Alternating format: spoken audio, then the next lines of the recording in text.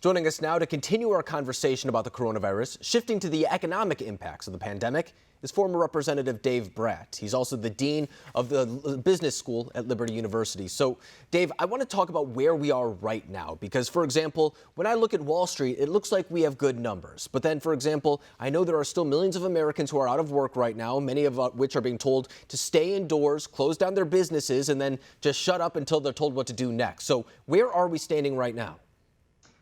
Yeah, well, the Wall Street and the stock market is not a good indicator. Folks at home may not know the latest stat. The six biggest firms in the U.S., right, the big tech, the Googles and the Apples, et cetera, those six firms have a market cap. They're worth more than all of the European markets put together. So that's just six firms. So they're doing well in this space, right? The Amazons, et cetera, with the COVID, et cetera.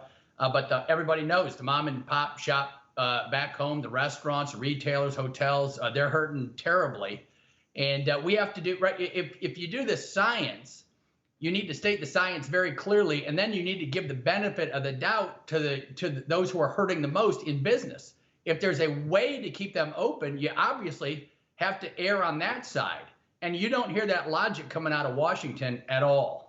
And, you know, it's not only about those small mom and pop shops being able to keep open their businesses, keep people on the payrolls as well, but it's also about this essentially distribution of wealth that ends up happening. Because, for example, even when people got those $1,200 paychecks, where do they spend that money? I mean, the local small businesses were closed.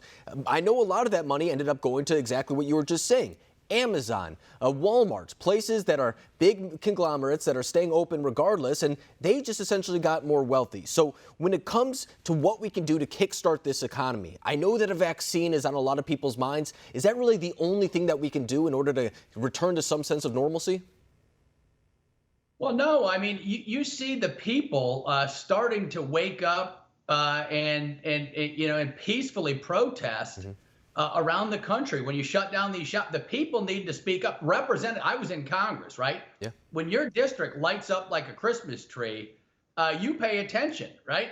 Politicians do like to keep their jobs, too much so, at the cost of principle at times, right?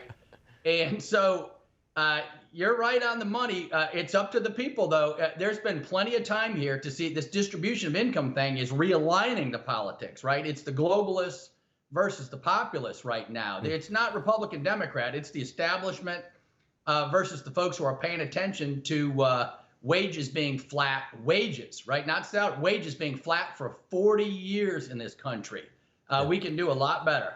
And of course, wages did start coming up a little bit over the past 4 years. And that's something that, I mean, coming into 2016, we did have a lot of this talk about if Bernie Sanders and that wing of the party was going to raise the minimum wage. But we saw that it did happen a little bit more so naturally, at least from a perspective that it wasn't the government mandating what to do. So when we look at what did work over the past 4 years, not only with the coronavirus pandemic, but at the economy more broadly, because it was very strong right before the pandemic hit the shores of the U.S., what worked? Well, I think you see most clearly, right? The economics is about expectations.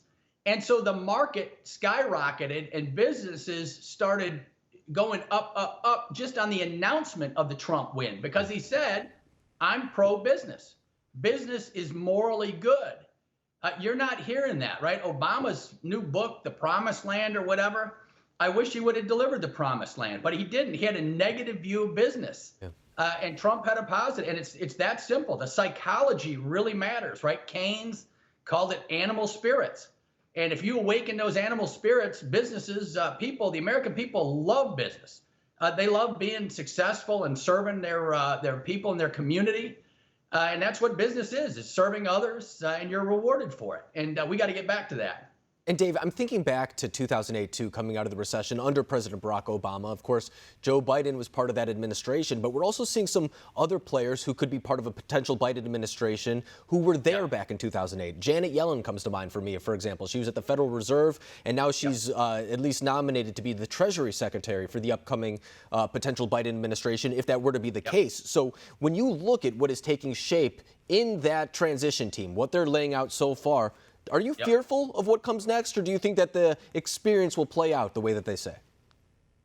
No, it's obvious what's going to happen, right? There's three major drivers of economic growth in the literature, right? Physical capital. Biden's team is going to be negative on that.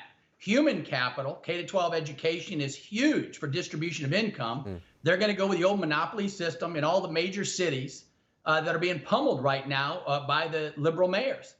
And the teachers unions are running the administration, literally. Yeah. And then the third is technological growth, but that technology has to be delivered down through all businesses, not just the big elite guys who have lobbyists in D.C. And I think that last point is so important because even when we're talking about kids being in schools, and I feel like it right now, there is a consensus about the idea that kids are not susceptible to, first of all, getting the coronavirus very bad. They're also not very susceptible to transmitting the disease. That's what we've seen so far.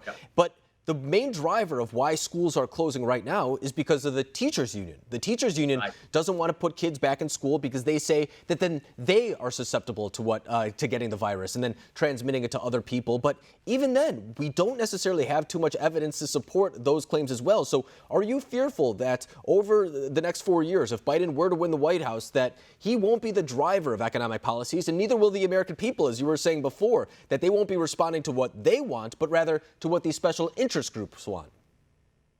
Yeah, well, you hate to get too conspiratorial, but Biden and that regime won't say a word. CNN, by the way, just finally figured out that the virus came from China yesterday. They announced it was a news flash, right? So if that doesn't give you the hint, all the supply chains, all the Harvard's best and brightest, all their MBAs shoved all the supply chains in China. Trump corrected that. Finance 101 teaches you diversification on day one. We didn't do that. All the geniuses totally goofed up. And now it looks like Biden's going to go back to normal. Everything back to China. Let's make money at the expense of the American people, at the expense of 1.4 billion Chinese created in the image of God. And so we can do better. And, you know, D&I Ratcliffe actually had an op-ed in the Wall Street Journal, I believe, earlier today, where he was talking about the threat that China poses, saying so long we've talked about Russia and what they've done. And don't get me wrong, I'm no Russia fan necessarily, but when we look at China, I mean, those threats are so much more not only immediate, but grave as well. They're really launching a full-on assault on so many different wavelengths, whether it's intellectual property, whether it's physical threats in the South China Sea, but especially what they're doing economically here in the United States. So how can the United States take on China? Is it what we've been doing with tariffs and things of that nature, or is there another approach that we should be doing? Well, every revolution's got to be successful from the bottom up, not elite driven, right? So the thing you can do is refer the American people. In 1999, two colonels in China declared war on us. And there's a document, right? They declared information war. It's out there on a PDF file, economic war. They announced attacks on the trade centers in 1999. Right. And they said, look, we saw what you did in Iraq. We can't beat you that way. Conventional warfare. We're coming at you this way. Now those two colonels are generals. And the American people need to inform each other. We need to educate each other. News platforms like yourself are doing a great job. The mainstream are not. And China is our strategic threat. My opponent who beat me in Congress came from the CIA on the idea that she was an intelligence expert. None of those folks have mentioned China yet. They've been in 2 years. Some of them just won again. And so these intelligence experts are in on the game, right? It's the big money game on the Democrat side.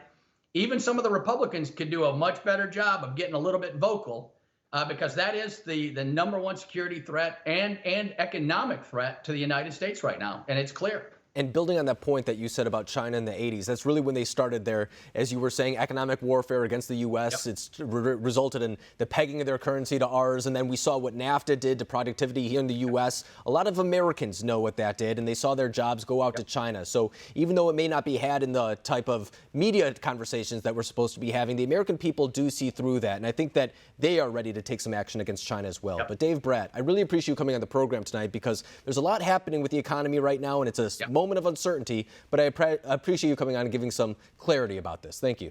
Hey, you bet. Anytime. Thank you.